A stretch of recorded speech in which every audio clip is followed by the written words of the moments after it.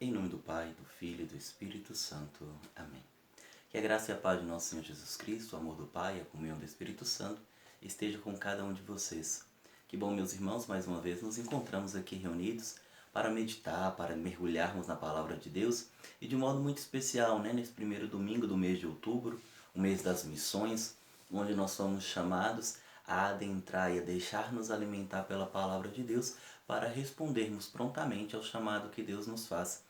E neste domingo nós celebramos também o dia do batismo, o que nos leva a refletir sobre esse nosso chamado universal à santidade, que nós batizados, pertencentes à família de Deus, somos chamados a desempenhar em nossa vida.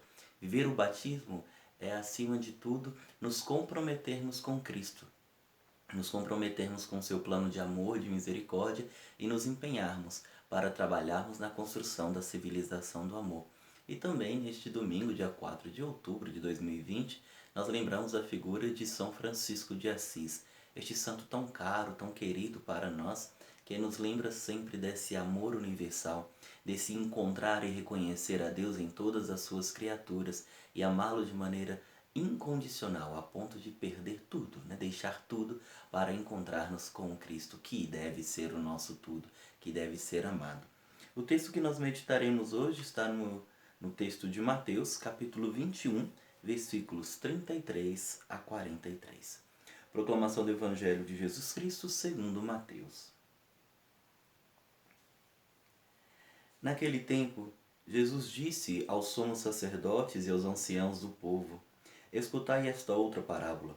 Certo proprietário plantou uma vinha, pôs uma cerca em volta, fez nela um lagar para esmagar as uvas e construiu uma torre de guarda. Depois arrendou-a a vinhateiros e viajou para o estrangeiro. Quando chegou o tempo da colheita, o proprietário mandou seus empregados aos vinhateiros para receber seus frutos. Os vinhateiros, porém, agarraram os empregados, espancaram a uns, mataram a outro e o terceiro apedrejaram.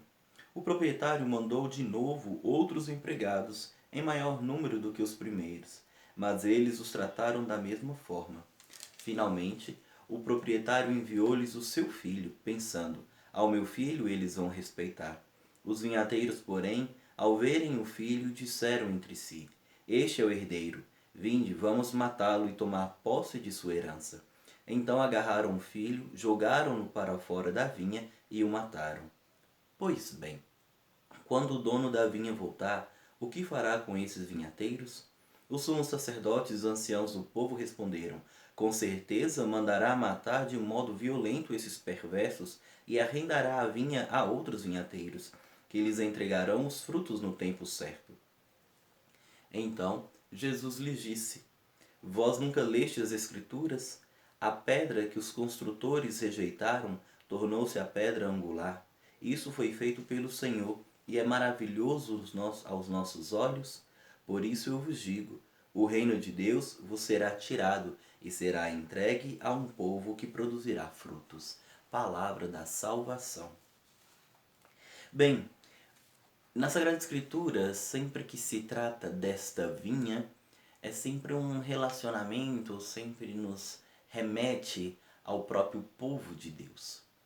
A esse povo que merece todo o cuidado, a este povo diante de quem, como diz aqui no início do texto, o Senhor cercou de cuidados, fez uma cerca, colocou uma guarda, colocou ali um lagar para pisar as uvas, os frutos daquela vinha.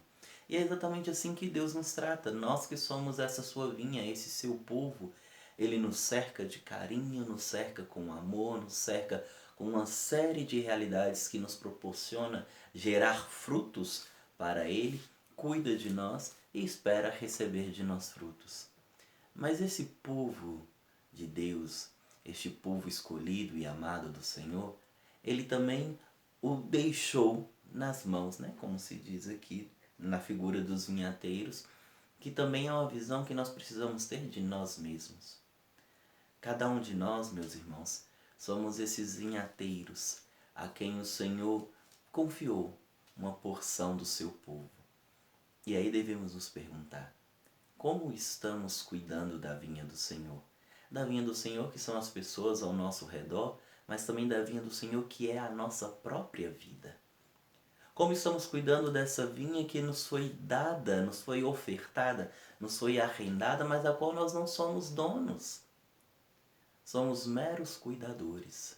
Estamos tendo a atenção de cuidar, de regar, de colher os frutos no tempo certo e mais, de ofertar e devolver esses frutos ao dono da vinha?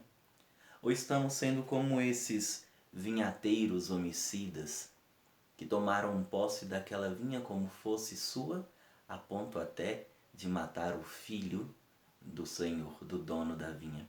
É claro que no texto de Mateus, como Mateus aqui nos coloca Jesus Cristo conversando com os anciãos e os sacerdotes, ele faz uma clara alusão à questão do povo de Deus, né? O Israel ali, sobre quem aqueles sacerdotes e anciãos agiam de uma maneira como esses vinhateiros.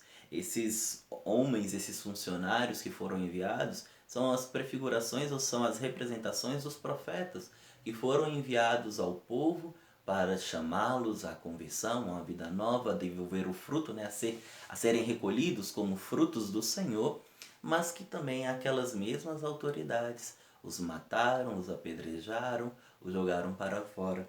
E quando se fala do filho, é interessante que Jesus, né, no texto de Mateus, sendo essa parábola, faz ainda a questão de dizer: este é o herdeiro, vinde, vamos matá-lo e tomar posse da sua herança. Então pegaram o filho, agarraram e jogaram-no para fora da vinha e o mataram.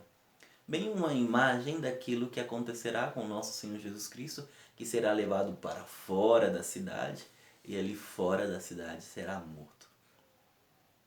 Uma representação daquilo que também acontece com nossas vidas. Quantas vezes nós queremos na nossa história, na nossa vida, sermos deuses para nós mesmos, tomar parte da herança que Deus nos concede, e para isso nós matamos. Para isso nós expulsamos do meio da vinha, que é o nosso coração, o filho que vem até nós. O matamos quando nos mergulhamos no egoísmo, quando criamos e vivemos um egocentrismo, quando temos os olhos fixos somente em nós e esquecemos de olhar para o fruto que Deus espera colher em nossa vida, ou quando nós impedimos que o amor de Deus alcance aquele que está ao nosso redor. Quando o nosso testemunho não apresenta Cristo, quando as nossas palavras não são regadas com o sabor do Evangelho, quando as nossas atitudes não apontam o caminho que conduz à vida. Tudo isso é afastar o Filho. Tudo isso é colocar para fora aquele que é o Senhor da nossa história. E aqui o Senhor nos convida então a lembrarmos de ter esse coração entregue, disposto a seguir o caminho, assumindo esse chamado, essa missão que cada um de nós temos de devolver o fruto dessa herança que o Senhor nos concede para cuidarmos. De vivermos esse mistério de testemunhar com a nossa vida o batismo que recebemos. De aprender, como São Francisco, a amar profundamente a Cristo, amá-lo tanto a ponto de nos assemelharmos com Ele e assim reconhecê-lo presente em todas as criaturas, em cada pessoa, em cada irmão, como uma obra de Deus e alguém que precisa ser amado, que deve ser amado. Eis a nossa missão: amar, amar e amar. Um desejo intenso e ardente de tornar Cristo amado e conhecido entre os homens. E assim nós construiremos a civilização do amor, devolvendo ao dono da vinha os frutos que lhe são próprios. Os frutos que estão na minha vida, os frutos que estão na tua vida, os frutos que estão na vida daqueles que nos cercam, que o Senhor também nos concede. Que o Senhor abençoe você e a sua família e venha sobre cada um a bênção do Deus Todo-Poderoso, Pai, Filho e Espírito Santo. Amém. E não poderia deixar de lembrar, se você está nos vendo aqui no Instagram, não deixe de curtir, não deixe de compartilhar esse vídeo, de seguir os perfis da comunidade Filhos de Maria, @comfilhosdemaria. Se nos acompanha pelo YouTube, não deixe de ativar, se ainda não é inscrito, né? Inscreve-se aqui no canal, ativa os sininhos das notificações e compartilhe esse vídeo, comente aqui para que nós possamos juntos caminhar nessa obra de evangelização, vivendo a missão que hoje o Senhor nos concede. Deus te abençoe. Muito obrigado.